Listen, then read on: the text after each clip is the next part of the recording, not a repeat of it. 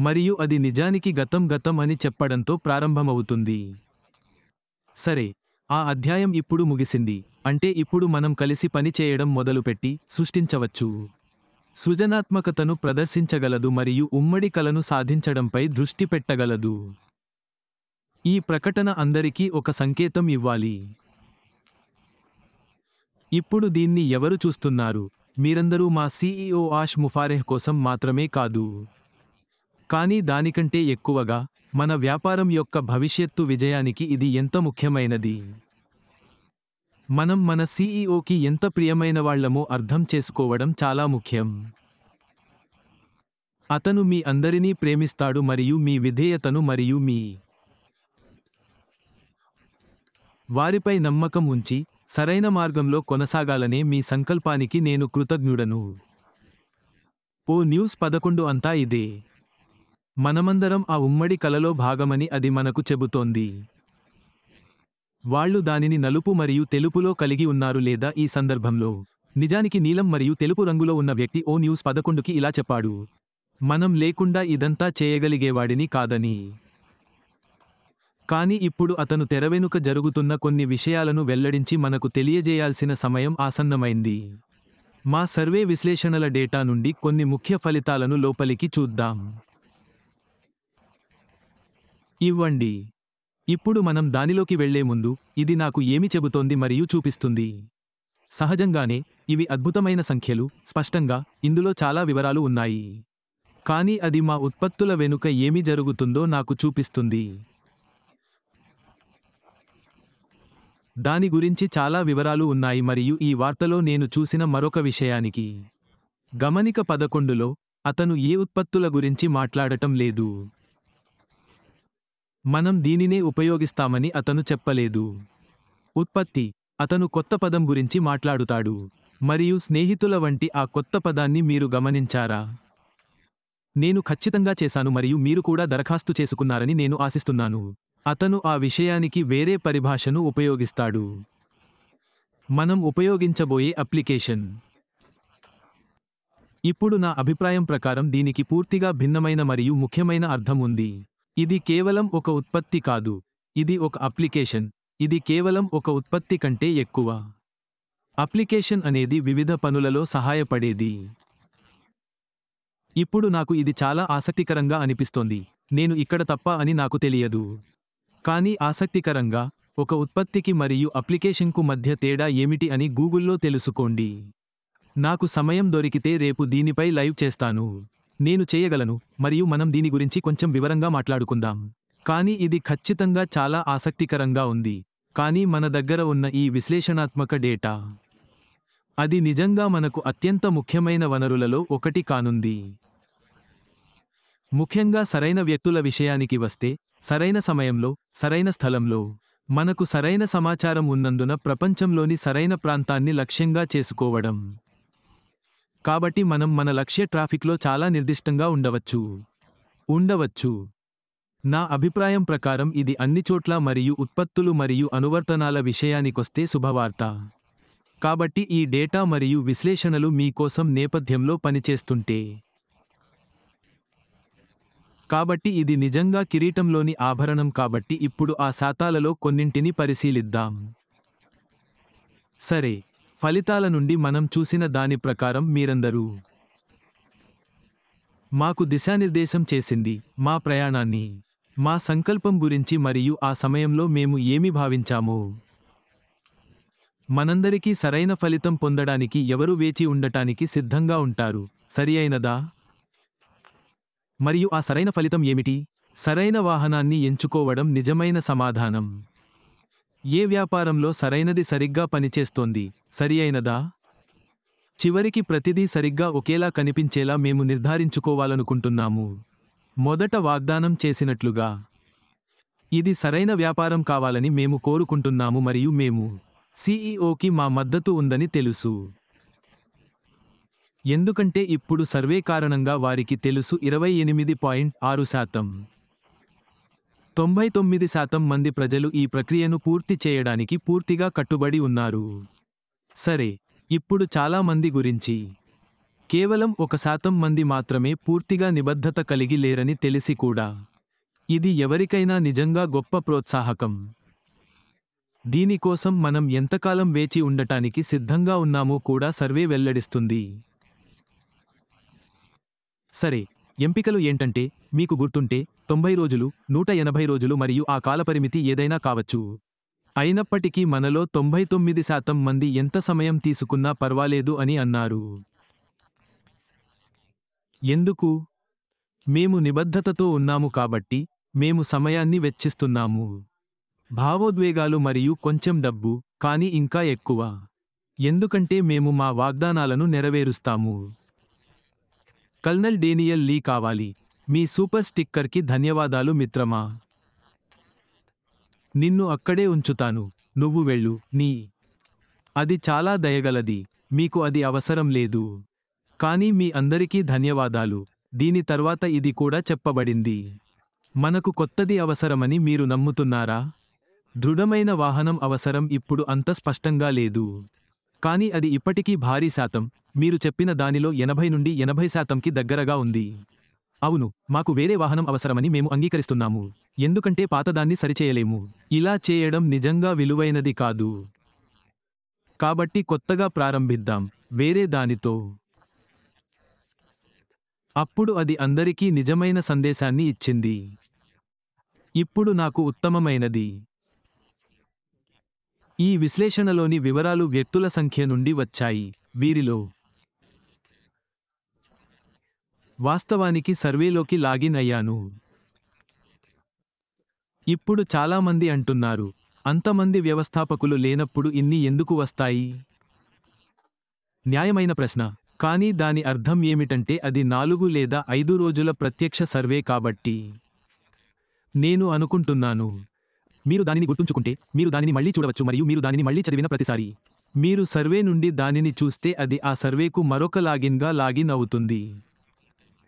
మీరు ఏదైనా మార్చారో లేదో అనే దానితో సంబంధం లేకుండా, మీరు ఏమి చేశారో మీకు తెలుసా?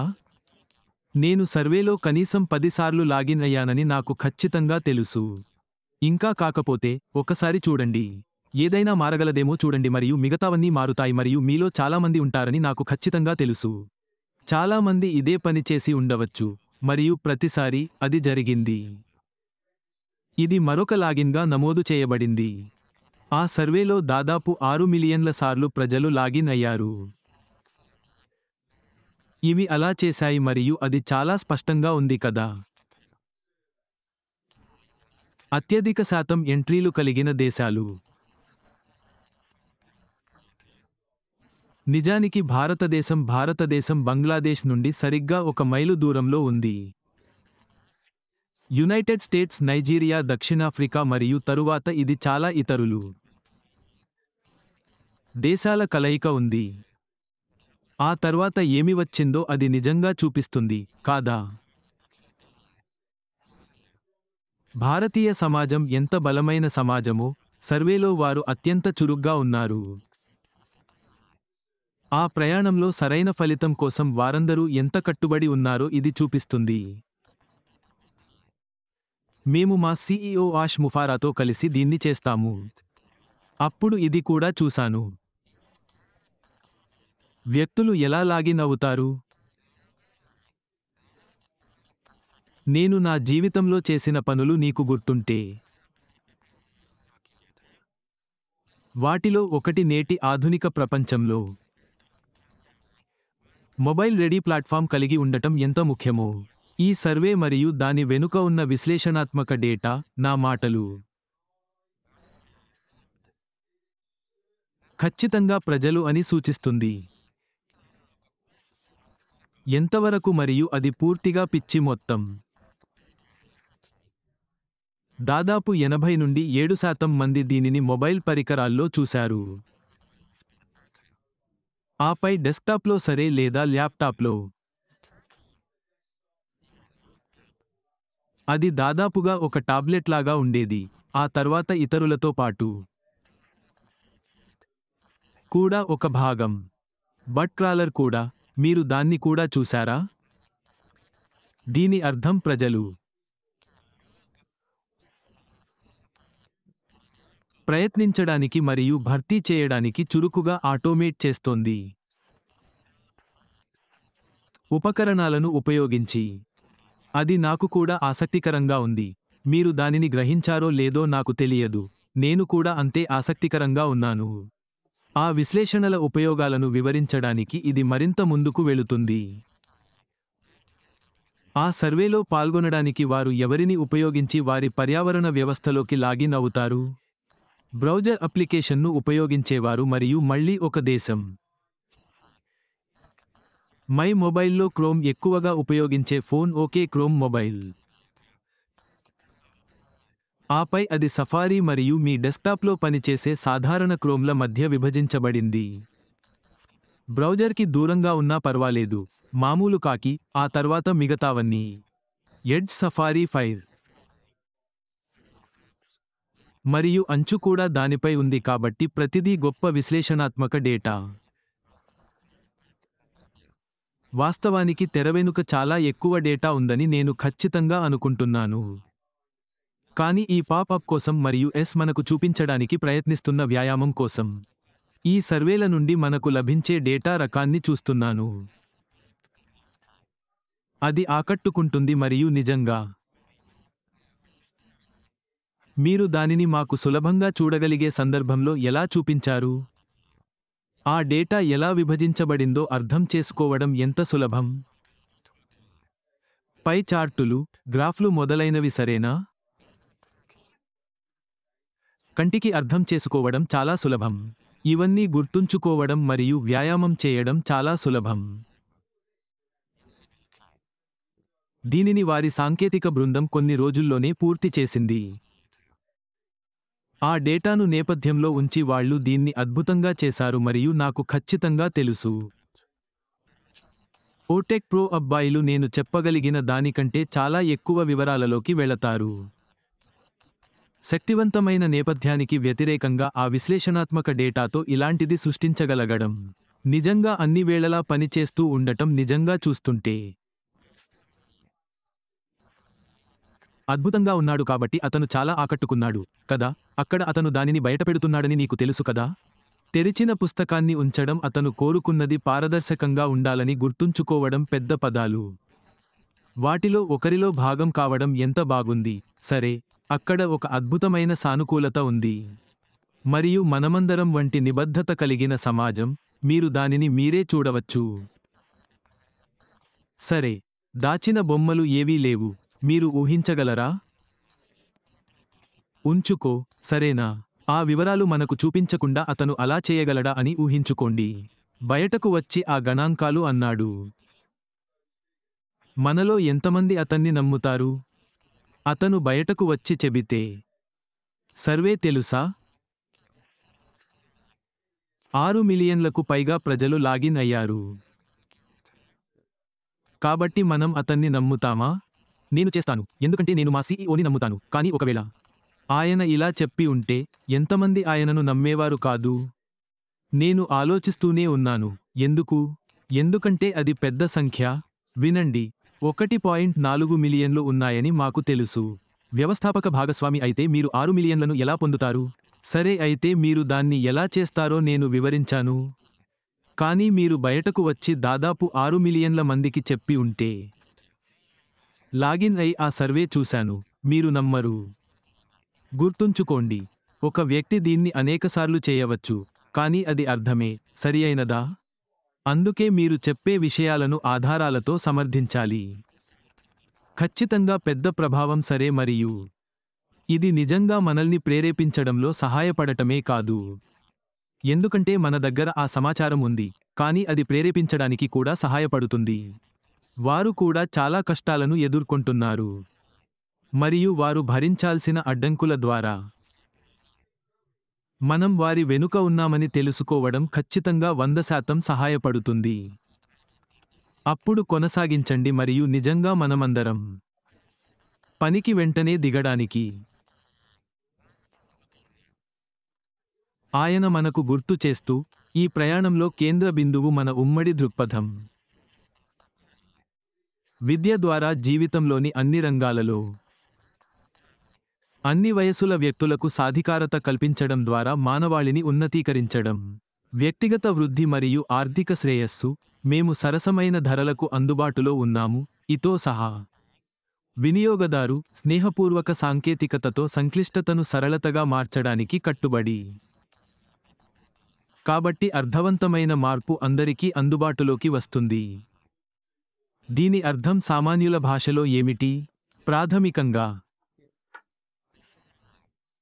ఆ తదుపరి దశలో ఏమి ఆశించాలో ఆయన ఇక్కడ మనకు ఒక క్లుప్త చూపు ఇస్తున్నారు. ఇది ఎలాంటి వ్యాపారం అవుతుంది? ఇది విద్యాపరమైనది అవుతుంది. అది వ్యక్తిగత వృద్ధి, ఆర్థిక శ్రేయస్సు. మనలో చాలామందికి ఈ మాట ఇష్టం. ఇది చాలా మందికి సమస్యలకు చాలా సులభమైన పరిష్కారం. సరసమైన ధరతో వినియోగదారు స్నేహపూర్వక సాంకేతికత. మరియు ఇది చాలా మంచి పదం అవుతుంది. హృదయంతో AI అందరికీ అర్థవంతమైన మార్పు తీసుకురావడానికి, అందుబాటులోకి రావడానికి. మళ్ళీ అందరికీ అందుబాటులో ఉంది అంటే అందరూ దీనిని ఉపయోగించవచ్చు. అందరూ దీనిని ఉపయోగించవచ్చు. ఇది మేము వినాలనుకుంటున్నది అని ఆయన అన్నారు.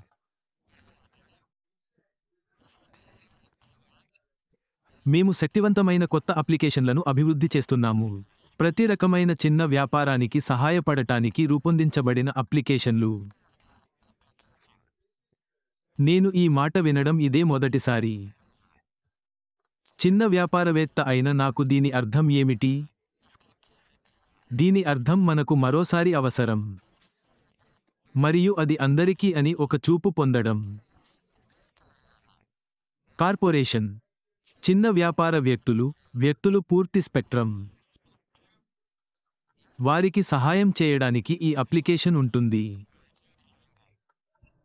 వారు ఇంటి నుండి పనిచేసే వ్యాపారవేత్తలు అయినా సరేనా? లేదా మీరు ఇంటి సహాయకుడిగా మారాలనుకునే వ్యక్తి అయితే, పక్కనే చిన్న వ్యాపారం పెట్టాలనుకునే వ్యక్తి. వారు తమ ఉద్యోగం చేస్తున్నప్పుడు మీ కమ్యూనిటీలోని స్థానిక వ్యాపారవేత్తలు మీరు ఈ వ్యక్తులను సంప్రదించి వారికి సహాయం చేయవచ్చు. ఈ అప్లికేషన్లను ఉపయోగించడం ద్వారా మీరు మరిన్ని కస్టమర్లను ఆకర్షించవచ్చని మీరు చెప్పగలరు. మీరు మీ ప్రాంతంలో మీ స్వంత వ్యాపారాన్ని ప్రారంభిస్తే మీ వ్యాపారానికి ఏమి జరుగుతుందని మీరు అనుకుంటున్నారు? కొంతమంది వ్యాపారవేత్తలను సంప్రదించి మీరు ఎక్కువ మంది కస్టమర్లను ఎలా కలిగి ఉండాలని కోరుకుంటున్నారో చెప్పండి. వాళ్ళు నో చెబుతారా? కాదా? మరియు మీరు వారికి ఏదైనా చూపించి వాటిని తయారు చేయగలిగితే, మనం తయారు చేయబోయే ఈ అప్లికేషన్ని నిరూపించగలము. వారు తమ కస్టమర్ను మెరుగుపరుస్తారు. వారికి ఎక్కువ మంది కస్టమర్లను సృష్టించే స్థావరం వారు ఆసక్తి చూపుతారని నేను భావిస్తున్నాను. కాబట్టి అలా చేయడం ద్వారా వారు మొత్తం సమాజాన్ని ఏకం చేస్తారు. ఇంతకు ముందెన్నడూ చూడని విధంగా లాభాలను సృష్టిస్తున్నారు. ఇంతకు ముందు ఎప్పుడూ చూడని విధంగా. మళ్ళీ ఆసక్తికరంగా ఉంది. ఇది నాకు ఏమి చెబుతుంది?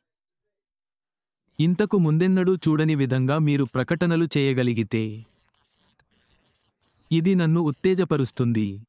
అదే నన్ను ముందుకు నడిపిస్తోంది. ఎందుకు? ఎందుకంటే నేను దీన్ని చేయడానికి చాలా మార్గాలు చూశాను. ఇది ప్రజలు అప్లికేషన్లను ఉపయోగించడానికి, విషయాలను ప్రయత్నించడానికి అనుమతిస్తుంది. మరియు అమ్మడానికి ప్రలోభపెట్టడం మొదలైనవి. కానీ అతను ఇంతకు ముందెన్నడూ చూడని విధంగా ప్రకటనలతో బయటకు వచ్చినప్పుడు, అంటే అక్కడ ఏదో కొత్తదనం ఉందని అర్థం. దీనిని ఇంకా ఎవరూ ఉపయోగించడం లేదు. ఎవరూ ఇంకా చేయలేదు. అందుకే నేను చాలా కాలంగా చెబుతున్నాను. ఈ తదుపరి దశలో ఏమి జరుగుతుందో మనం చూడగలిగినప్పుడు అది అవుతుంది. నీ సాక్స్ ఊడిపోతాయి. అది నిన్ను ఆశ్చర్యపరుస్తుంది. ఇది పోబోతోంది. నేను ఇందులో ఒక భాగమని నమ్మలేకపోతున్నాను. ఇది ఇలా జరుగుతుందని నేను నమ్మలేకపోతున్నాను. ఎందుకు? ఎందుకంటే మనం దీనిని ఇంతకు ముందు ఎప్పుడూ చూడలేదు మరియు అతను ఇక్కడ దాని గురించే సూచిస్తున్నాడని నేను అనుకుంటున్నాను. అతను చెప్పినప్పుడు ఎప్పుడూ చూడని మార్గాలు, ఇంతకు ముందు ఎప్పుడూ చూడలేదు. అప్పుడు ఈ అప్లికేషన్ల గురించిన వివరణ ఇలా చెబుతోంది. ఆ పదం మళ్ళీ అప్లికేషన్లు. మేము ఉత్పత్తుల గురించి మాట్లాడుతున్నాము, అప్లికేషన్లు మరియు కొత్త దిశల గురించి కాదు. సెప్టెంబర్లో వచ్చే ప్రత్యక్ష ప్రపంచ నవీకరణ సమయంలో ప్రకటించబడుతుంది. అంటే మనం సెప్టెంబర్లో ప్రారంభించబోతున్నామా? నాకు తెలియదు. మీకు ఎప్పటికీ తెలియదు. కానీ అది అక్కడ ఉందని చెప్పదు. సెప్టెంబర్లో గ్లోబల్ అప్డేట్ వస్తుందని చెబుతోంది. ఇది జరగబోతోంది. మనం దీనిపై దృష్టి పెట్టాలి. మా తదుపరి గ్లోబల్ అప్డేట్ నంబర్ 3, లేదా అది ప్రారంభించబడుతుందా? అది ప్రారంభమవుతుందా? ఏమి జరగబోతోంది? మనం చూడబోయేది మరిన్ని వివరాలు. అప్లికేషన్ల గురించి, మనం ఏ దిశలో వెళ్తున్నామో దాని గురించి మరిన్ని వివరాలు, అలాంటివి. మనం దృష్టి పెట్టాల్సిన విషయానికి ఏమిటంటే, మనకు పూర్తి చిత్రాన్ని ఇవ్వడానికి మళ్ళీ పజిల్ యొక్క మరిన్ని ముక్కలు. ఎవరో సెప్టెంబర్లో 9వ సంవత్సరం అని అన్నారు. ఇది 9 సంవత్సరాలు కాదు. మిత్రమా, నేను 2018 నుండి ఇక్కడ ఉన్నాను మరియు నేను 2018లో చేరాను మరియు సెప్టెంబర్లో 8 సంవత్సరాలు ఇక్కడ ఉన్నాను. దీన్ని ఎవరు రాశారో మీరు తప్పు. ఇది 9వ సంవత్సరంలోకి అడుగుపెడుతోంది. ఉదాహరణకు మీరు 9వ సంవత్సరం అని చెప్పవచ్చు, కానీ ఇంకా 9 సంవత్సరాలు కాలేదు. సరే, 8 సంవత్సరాలు మరియు కొంతకాలం మాత్రమే అయింది. కాబట్టి అతను చివరికి ఇలా అంటాడు: కలిసి మనం స్పష్టత, బలం మరియు ఉద్దేశ్యంతో ముందుకు సాగుతాము. అధికారిక తేదీ మరియు సమయం కోసం వేచి ఉండండి మరియు అది మీ ఓఎస్లో వస్తుంది. ఉత్తేజకరమైన సమయాలు కొన్ని రోజుల విషయానికి మాత్రమే. అది సెప్టెంబర్ వరకు కాదా? అంటే అది అక్షరాలా ఏ రోజునైనా జరగవచ్చు. సెప్టెంబర్లో ఎప్పుడు ప్రారంభమవుతుందో ఆయన చెప్పలేదు. అది 1వది కావచ్చు, 30వది కావచ్చు. నాకు తెలియదు, కానీ ఇది ఖచ్చితంగా సెప్టెంబర్ నెలే. ఆ నెలలో జరగబోతోంది మరియు అతను దానిని మనకు తెస్తాడు. మనకు ఇవ్వడానికి అతని వద్ద సరైన సమాచారం ఉన్నప్పుడు. కానీ ఒకటి మాత్రం ఖచ్చితంగా ఉంది. నాకు ఓ న్యూస్ 11. ఆ చిత్రానికి చాలా కొత్త ముక్కలు జోడించారు. కొత్త పరిభాష ఉపయోగించబడింది. అనువర్తనాలు, చిన్న వ్యాపారాలు. వీటిని ఇంతకు ముందు ఉపయోగించలేదు మరియు నేను నిజంగా నమ్ముతున్నాను. ఈ తదుపరి దశ ఎంత భిన్నంగా ఉంటుందో మనం ఇప్పుడే చూడటం ప్రారంభించాము. కారు ఎలా ఉంటుందో నాకు తెలియదు. కానీ నాకు ఒక విషయానికి ఖచ్చితంగా తెలుసు: ప్రవాసం 11 చదవడం. ఇది చాలా బాగుంది, చాలా భిన్నమైనది. మనం ఇంతకు ముందు చూడనివి మరియు కొత్త ఆవిష్కర్తలు అదే చేస్తారు. ఆవిష్కరణలు, డిజైన్లు, అనువర్తనాలు, వ్యాపారాలు. చాలా మందికి ఇది కొంచెం భయంకరంగా ఉంటుంది, ఎందుకంటే ఇది సాధారణం కాదు. తన టెస్లా కారుతో, తన టెస్లా వ్యాన్తో ఎలోన్ మస్క్ని చూడండి. ఇలాంటిది ఇంతకు ముందు ఎవరూ చూడలేదు. కానీ అది అమ్ముడైంది. దానికోసం వెయిటింగ్ లిస్ట్ చాలా పెద్దది. ప్రజలు దానిని కోరుకున్నారు కాబట్టి మనం కూడా అదే కోవలోకి వస్తామని నేను గట్టిగా నమ్ముతున్నాను. ప్రజలు కొంచెం జాగ్రత్తగా ఉండవచ్చు, కానీ వారు ఖచ్చితంగా దీన్ని ఉపయోగించాలనుకుంటారు. ఎందుకంటే అది మిగతా వాటికంటే చాలా భిన్నంగా మరియు తీవ్రంగా ఉంది. నేను ఉత్సాహంగా ఉన్నాను. నేను ఊహిస్తున్నాను. రాబోయే మంచి విషయాలు ఖచ్చితంగా జరుగుతాయి మరియు నేను నిజంగా. మీరు దీన్ని చదివితే నేను హే న్యూస్ 11ని నమ్ముతాను. మరియు మీరు అక్కడ ఉండి దీన్ని చదివితే మీరు ఖచ్చితంగా దాని నుండి కొన్ని విషయాలు నేర్చుకుంటారు.